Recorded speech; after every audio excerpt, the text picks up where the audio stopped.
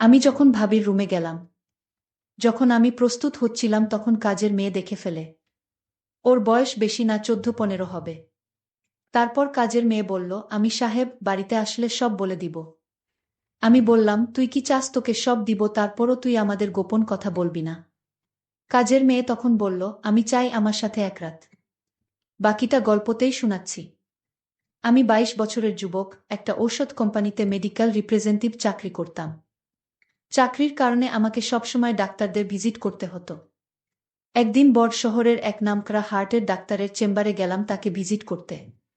Doctor এক রোগীকে দেখতে ছিল, আমি সেখানে বসে অপেক্ষা করতে লাগলাম। আমি বসে ডাক্তারের সহযোগীর সাথে গল্প করতে লাগলাম। তখন প্রায় রাত 9টা বাজে। এমন সময় এক সুন্দরী মহিলার সাথে একটা 16 বছরের মেয়েকে নিয়ে ঢুকতে দেখতে পেলাম। পরে জানতে পারলাম মেয়েটি মহিলার কাজের মেয়ে। মহিলার বয়স 25 হবে। দেখতে অনেক লম্বা আর অনেক সুন্দরী, যে কোনো ছেলে দেখলে তার প্রতি দুর্বল হয়ে পড়বে। আমি তার দিকে চেয়ে রইলাম। সে একটা হাতা কাটা চিকেন কাপড়ের জামা পরেছে। মহিলা আমার দিকে তাকিয়ে মুচকি হেসে বলল, আমি ডাক্তার দেখাবো, আমি ডাক্তারের অ্যাপয়েন্টমেন্ট চাই। ডাক্তারের সহযোগী ফাইল চেক করে বলল, আপনাকে 3 দিন পরে আসতে হবে, এর আগে সম্ভব না। মহিলা বলল, না ভাই প্লিজ, আমাকে কালকে ব্যবস্থা করে দিন। কিন্তু সহযোগী বলছে, না ম্যাডাম, কালকে কোনোভাবে সম্ভব না। এবার মহিলা কাউন্টারের সামনে এসে একটু ঝুঁকে আমার দিকে তাকিয়ে কেমন একটা হাসি দিয়ে বলল, আপনি একটু চেষ্টা করে দেখেন না? আমি তার দিকে চেয়ে রইলাম। আমি ভাবলাম এর সাথে খাতির হলে মনে হয় কিছু লাভ হবে। আমি বললাম, আপনি একটু বসেন, ডাক্তার ফ্রি হলে আমি আলাপ করে দেখছি। কিছুক্ষণ পর ডাক্তার ফ্রি হলে আমি তার রুমে গিয়ে বললাম, আমার এক পরিচিত রোগী আছে, আপনাকে কাল একটু সময় দিতে হবে। যেহেতু ডাক্তারদের আমরা অনেক সুযোগ সুবিধা দেই, তাই সে তার সহযোগীকে ঢেকে সব চেক করে আমাকে বলল, কালকে সকাল 10টায় আমি সময় দিতে পারব। আমি এসে মহিলাকে বললাম, সকাল 10টায় সে আসতে পারবে কিনা। সে রাজি হলো এবং আমাকে অনেক ধন্যবাদ দিল। আমিও তার সাথে চেম্বার থেকে বের হয়ে এলাম। তাকে বললাম, ডাক্তার সাহেবকে বলেছি আপনি আমার পরিচিত, তাই সে রাজি হয়েছে। সে বলল, তাহলে কালকে আমার জন্য আপনাকে আবার আসতে হবে। আমি বললাম, এতে কোনো সমস্যা নেই, আপনার মতো সুন্দরী মহিলাকে সাহায্য করতে পেরে ভাল লাগছে। তার চেহারায় একটা হাসি দেখলাম। আমি বললাম, আমার নাম হামিদ। সে বলল, তার নাম রুবিনা। সে বিবাহিত, তার স্বামী সিঙ্গাপুর থাকে, সেও 15 দিনের ভিতর সেখানে চলে যাবে। সবকিছু রেডি হয়ে গেছে। এখানে সে আর তার শ্বশুর শাশুড়ি থাকে। আমরা আলাপ করতে করতে হাঁটতে লাগলাম। সে বলল, আমার বাসায় চলেন, এক কাপ চা খেয়ে আসবেন। আমি বললাম, আর একদিন যাব। কিন্তু রুবিনা অনেক অনুরোধ করল, এরপর আমি রাজি হলাম। তারা দুজন একটা রিকশায় উঠল। আমি আমার হোন্ডা নিয়ে তাদের পিছু পিছু গেলাম। তাদের বাসায় যেয়ে তার শ্বশুর শাশুড়ির সাথে আমার আলাপ করিয়ে দিল। তারা আমাকে অনেক ধন্যবাদ দিল তাদের বুকে সাহায্য করার জন্য। এরপর আমাকে চা দিল। আমি চা খেয়ে বিদায় নেওয়ার জন্য রেডি হলাম। তখন রুবিনা বলল, হামিদ, যদি কিছু মনে না করেন একটা অনুরোধ করব। আমি বললাম, আমাকে আপনি না বলে তুমি করে বলবেন। আমি বয়সে আপনার ছোট হব। আর আপনি কিছু মনে না করলে আপনাকে ভাবি বলে থাকতে পারি। রুবিনা রাজি হল। এরপর বলল, হামিদ, কালকে আমার শ্বশুর শাশুড়ি আমার ননদের বাড়ি যাবে, তাই কাজের মেয়েটা বাসায় রেখে আমাকে যেতে হবে। তোমার যদি কোনো অসুবিধা না হয় তবে আমাকে সকালে এসে ডাক্তারের কাছে নিয়ে যাবে। আমি মনে মনে অনেক খুশি হলাম। আমি বললাম, ঠিক আছে, আমি সকাল 10টার সময় চলে আসব। এরপর বিদায় নিয়ে চলে আসলাম। আমি খুশি মনে বাসায় ফিরে আসলাম। আসলে এখানে এত স্মার্ট মেয়েরা থাকতে পারে আমার কল্পনা ছিল না। আমি সব সময় তা ফলো করে বেড়াই। আমি বাসায় এসে খাওয়া দাওয়া করে রুবিনা ভাবির কথা ভেবে শান্ত হলাম। আর কালকে সকালের জন্য অধীর আগ্রহে অপেক্ষা করতে লাগলাম। পরের দিন সকাল 8টায় ঘুম থেকে উঠে আমি রেডি হয়ে রুবিনা ভাবির বাসায় চলে গেলাম। গিয়ে দেখলাম রুবিনা ভাবি রেডি, আর তার শ্বশুর শাশুড়ি রেডি হচ্ছে মেয়ের বাড়ি যাওয়ার জন্য। আমি আমার হোন্ডার পিছে রুবিনা ভাবিকে নিয়ে চললাম, তারপর বাসার সামনে হাজির হলাম। আমি একটু লজ্জা পেলাম, জানি না রুবিনা ভাবি কি ভাবছে আমার সম্পর্কে। আমার কেন জানি মনে হল রুবিনা ভাবি ইচ্ছাকৃতভাবে আমার মোটরসাইকেলে উঠছে। এভাবে চলতে চলতে প্রায় আধা ঘন্টা লেগেছিল। ডাক্তার সাহেব তখনও আসে নাই। তাই ভাবি ওয়েটিং রুমে বসে অপেক্ষা করতে লাগল। আমিও ভাবির সাথে একটু দূরে বসে গল্প করতে লাগলাম। আমি বারবার ভাবির দিকে তাকাচ্ছিলাম। ভাবি ব্যাপারটা বুঝে মুচকি মুচকি হাসতে লাগল। কিছুক্ষণ পর ডাক্তার সাহেব এসে ভাবিকে দেখল। ডাক্তারের কাজ শেষ হলে আমি আবার ভাবিকে হোন্ডায় চড়িয়ে বাসায় নিয়ে গেলাম। বাসার কাছাকাছি আসতেই রুবিনা ভাবি আমার হোন্ডা থেকে নেমে পড়ল। বাসায় এসে দেখলাম তার শ্বশুর শাশুড়ি চলে গেছে। কাজের মেয়ে একা বাসায়। ভাবি আমাকে বসতে বলে কাজের মেয়েকে নিয়ে ভিতরে গেল। একটু পর ভাবি বলল, আমার ল্যাপটপ কালকে রাতে হঠাৎ হ্যাং হয়ে আছে। তুমি কি দেখবে, কি সমস্যা? আমি বললাম, ঠিক আছে ভাবি, কোথায় নিয়ে আসেন? রুবিনা ভাবি বলল, আমার বেডরুমে আছে, তুমি আস। আমাকে বেডরুমে নিয়ে তার ল্যাপটপ দিয়ে বলল, তুমি দেখ, আমি একটু কাজ করে আসছি। কাজের মেয়েকে বলল আমাকে চা দিতে। আমি ল্যাপটপ নিয়ে স্ক্যান করে ভাইরাস মুক্ত করে দিলাম। তারপর রিস্টার্ট করে দেখলাম ঠিকমতো কাজ করছে। আমি তখনও ল্যাপটপ নিয়ে ঘাটাঘাটি করছি। প্রায় 10 মিনিট পর রুবিনা ভাবি আসল। আমি তার দিকে তাকিয়ে অবাক হয়ে গেলাম। তারপর রুবিনা ভাবি আসলো। আমি হাঁ করে তাকে দেখতে লাগলাম। ভাবি বলল, এমন করে কি দেখছ? সে বলল, আমি তোমার মাঝে এমন কিছু দেখছি যা আমি আগে কখনো দেখিনি। ভাবি আমার অবস্থা বুঝে হাসতে লাগল। একটু পর কাজের মেয়ে আমাদের চা দিয়ে গেল। আমরা চা খেতে খেতে গল্প করলাম। রুবিনা ভাবি অনবরত হাসতে লাগল। আমি ল্যাপটপ ঠিক করে ভাবিকে দেখানোর জন্য একটা মুভি চালু করলাম। আর সাথে সাথে একটা বাজে ছবি চালু হলো। আমি কি করব বুঝতে না পেরে ভাবির দিকে তাকালাম। রুবিনা ভাবি হাসতে লাগল। হাসতে হাসতে বলল, দেখ হামিদ, আমি প্রায় 1 বছর হলো একা একা থাকি।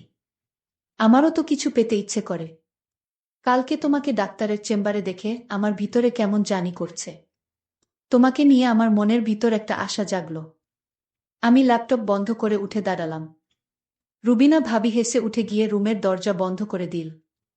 রুবিনা ভাবি দরজা বন্ধ করে আমার সামনে আসলো। এমন সময় হঠাৎ করেই দরজার বাহির থেকে 16 বছরের কাজের মেয়েটা নখ দিয়ে ডাক দিল। আমি মনে মনে বললাম, আসার আর সময় পেলি না।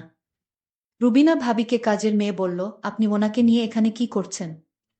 রুবিনা ভাবি বলল, আমি যা খুশি তাই করছি। তোর তো সাহস কম না, আমি এখানে কি করছি তাই তুই জিজ্ঞেস করলি আমারে? কাজের মেয়ে বলল, ম্যাডাম, আমি তো খারাপ কিছু বলি নাই। ম্যাডাম বলল, তুই এখন যা, তোর রুমে গিয়ে ঘুমা। কাজের মেয়ে তখন বলল, ঠিক আছে ম্যাডাম, আমি যাব, কিন্তু আপনারা যা করছেন তা কিন্তু মোটেই ভালো না।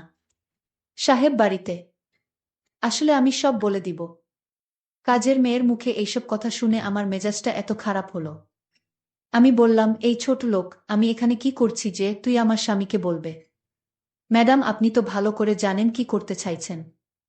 বাহিরের একটা লোক রাতের বেলায় কারো বাসায় এভাবে থাকতে পারে? আমি বললাম, তুই কাল থেকে এই বাসায় আসবি না। আমি তোর চেহারা দেখতে চাই না। তুই দিন দিন বড় পাকামি করছিস। ঠিক আছে ম্যাডাম, আপনার মতো খারাপ ম্যাডামের বাসায় কাজ করার ইচ্ছাও আমার নাই। তবে ম্যাডাম, আপনি মনে রাখেন আজকের দিনের কথা। আজকে আপনি কি করতে চাইছিলেন তা কিন্তু আমি ভুলব না, আর বলেও দিব। আমি কাজের মেয়েকে বললাম, এইগুলো আমার স্বামী কখনো বিশ্বাস করবে না। কাজের মেয়েটি তখন বলল, বিশ্বাস কিভাবে করাতে হয় তা আমার জানা আছে। কাজের মেয়েটি তখন বলল, আমার মোবাইলে সব রেকর্ড করা আছে। একটা অচেনা ছেলে আপনার রুমের ভিতর কি করে সেটা আজ বাচ্চা ছেলেও বুঝবে। কাজের মেয়েটা এত পাকা পাকা কথা জানে আমি জানতাম না। আর তাছাড়া তার মাথায় প্রচণ্ড বুদ্ধি আছে। আমি এখন কি করবা বুঝতেছি না। তখন হামিদ বলল, ঝগড়া করে কোনো সমাধান হবে না। আরও মানসম্মান যাবে, আর তাই আমি এর সমাধান করছি। ভাবি, আপনি কোনো কথা বলবেন না? আমি কাজের মেয়েটিকে জিজ্ঞেস করলাম, আচ্ছা তুমি কি চাও এর বিনিময়ে? কাজের মেয়েটি বলল, আমি কিছু চাই না, আমার টাকা পয়সার কোনো লোভ নেই। আচ্ছা তাহলে কি করলে তোমার মুখটা বন্ধ রাখবে, আমাদের কথা কাউকে বলবে না? কাজের মেয়েটি বলল, একটা জিনিস আছে, যদি দেন তাহলে আমি কাউকে বলবো না। আমি বললাম, এই তো কাজের মেয়েটি অনেক লক্ষ্মী আছে, ঠিক আছে বলো তোমার কি জিনিস চাই। কাজের মেয়েটি তখন বলল, আপনি ভাবির সাথে যা করতে চেয়েছিলেন আমিও তা চাই। কাজের মেয়ের মুখে এমন কথা শুনে আমার কলিজাটা কেঁপে উঠল। আরে বলে কি? আমি তখন কাজের মেয়েটিকে প্রশ্ন করলাম, এর আগে কি তুমি এরকম হয়েছে তোমার সাথে? কাজের মেয়েটি বলল, না হয়নি, আমি আজ চাই। আমি কাজের মেয়েটিকে বুঝিয়ে বললাম, দেখো তুমি এখনো বাচ্চা মেয়ে। আচ্ছা তুমি নিজেই বলো এখন কি তোমাকে বিয়ে দেওয়া ঠিক হবে? কাজের মেয়েটি বলল, আমার পাশের বাড়ির বান্ধবী, সে আমার থেকে 3 বছরের ছোট, তার যদি বিয়ে হতে পারে তাহলে আমার হতে পারে না। আমি কাজের মেয়ে, প্রত্যেকটা কথা শুনে অনেক অদ্ভুত লাগছে। আমি তখন কাজের মেয়েটিকে দমক দিয়ে বললাম, তুমি যে এসব বলছো তোমার কি ভয় করছে না? ভয় করবে কেন, আজকাল তো এসব বিষয় পানিভাত। আরে বলে কি, আচ্ছা ঠিক আছে, আমি যদি তোমার কথা রক্ষা না করি তাহলে তুমি সব বলে দিবে তাই তো? যদি আপনি আমার কথা না রাখেন তাহলে আমি অবশ্যই বলে দিব। এতে আপনারও সমস্যা হবে আর ম্যাডামেরও সমস্যা হবে। আমি তখন কাজের মেয়ের সাথে কথা বলে পারছিলাম না। আর তাই তার প্রস্তাবে আমি রাজি হলাম। রুবিনা ভাবি বলল, আপনি কি বলছেন এসব, ও কি পারবে আপনার সাথে? আপনি কি পাগল হয়ে গেছেন নাকি? আমি বললাম, দেখো, ওর মুখ চাপা দিয়ে কথা ডেকে রাখার জন্য এছাড়া আর আমাদের উপায় নাই। সে পারুক আর না পারুক সেটা তার বিষয়, আমি চেষ্টা করে তো দেখতে পারি। রুবিনা, ঠিক আছে, আপনি যা ভালো মনে করেন তাই করেন, পরে সমস্যা হলে আপনি বুঝবেন। সেই চিন্তা তোমার করতে হবে না, আমি সব সামলে নিব। আমি তখন কাজের মেয়েটিকে বললাম, কোথায় যেতে হবে বলো? কাজের মেয়েটি বলল, এই বাসায় আরও একটি রুম আছে। যে রুমে আমি রাতে একা থাকি সেই রুমে। কোথায় সেই রুম? কাজের মেয়েটি বলল, আসুন আমার সাথে। আমি কাজের মেয়ের পিছু পিছু গেলাম। তারপর সে একটা ছোট্ট রুমে থাকে। সেই রুমে আমাকে নিয়ে গেল। আর রুবিনা ভাবি বলল, আপনি যান, চিন্তা কইরেন না, আমি আছি বারান্দায়। আমি রুবিনা ভাবিকে বললাম, ঠিক আছে, আপনি বারান্দায় থাকেন। তারপর কাজের মেয়ের রুমে ঢুকলাম। কাজের মেয়ে বলল, আপনি অনেক সুন্দর দেখতে। আমি বললাম, তাই? কাজের মেয়েটি তখন দরজাটা লক করে দিল।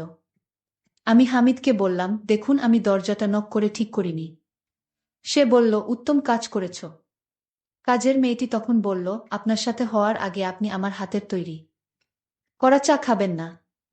সে বলল, চা খেলে মোট ভালো থাকে, তুমি চা বানালে আমি অনেক খুশি। আর চাটা খেয়ে নিলে ভালোই হবে। আমি হামিদের জন্য চা বানালাম। আমি হামিদকে চা হাতে তুলে দিলাম। হামিদ বলল, তুমি চা খাবে না? আমি বললাম, আমি চা খাই না। আপনি খান, আমার চায়ের প্রশংসা সবাই করে, আপনিও করবেন আশা করি। তারপর আমি চা খেতে শুরু করলাম। আর কাজের মেয়েটি আমার দিকে অন্যরকম দৃষ্টিতে তাকিয়ে রয়েছে। আমি চা খেতেই আমার বুকের ভিতরটা মনে হচ্ছিল পুড়ে যাচ্ছেছ। আমি ভাবছি হয়তো গরম চা এমনি হতে পারে। কাজের মেয়েটির হাতে আরও একটি চা দেখতে পেলাম। আর সেই চা ম্যাডামকে দিয়ে আসলো। কাজের মেয়েটি যখন চা নিয়ে ঘর থেকে বাহির হলো তখন আমি বুকের জ্বালা পুরায় ছটফট করতেছিলাম। ম্যাডামের কাছে চা নিয়ে যেতেই বলল, হয়েছে তোর কাজ? আমি বললাম, না ম্যাডাম, এখনো শুরু করিনি। আমি বললাম, দে চা, দিয়ে তাড়াতাড়ি যা। এইদিকে ম্যাডাম চা খেতে শুরু করল। আমি আমার রুমে গিয়ে দেখি হামিদ চা খেয়ে মরে পড়ে আছে। আমি এটাই চেয়েছিলাম। আমি কাউকে খারাপ কাজ করতে দিতে পারিনি, যে কাজ আল্লাহ পছন্দ করে না। আমি সেই কাজ করার আগেই আমি দুজনকেই শেষ করে দিয়েছি। আমার মনের ভিতর খারাপ উদ্দেশ্য ছিল না। আমার উদ্দেশ্য ছিল এই দুই শয়তানকে শেষ করার। বন্ধুরা, আজকের গল্পটি কেমন লাগলো তা অবশ্যই কমেন্ট করে জানাবেন। আর এরকম নতুন নতুন গল্প পেতে আমার চ্যানেলটিকে সাবস্ক্রাইব করে পাশে থাকবেন। ধন্যবাদ।